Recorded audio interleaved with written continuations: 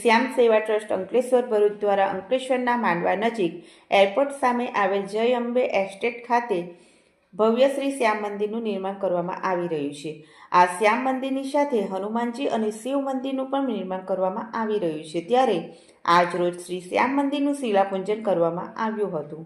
આ શિલાપૂજનના પાવન અવસરે અંકલેશ્વરની કુમારપાળ ગાંધી બ્લડ બેંક અને સુરતની સમર્પણ બ્લડ બેંકના સહયોગથી રક્તદાન શિબિરનું આયોજન કરવામાં આવ્યું હતું, જેમાં શ્રી શ્યામ સેવા ટ્રસ્ટના હોદ્દેદારો અને સભ્યો સહિત अन्य रक्तदाताओए मळी 700 जेटला रक्तदाताओए रक्तदान करी 700 यूनिट रक्त एकत्र करवामां आव्युं हतुं।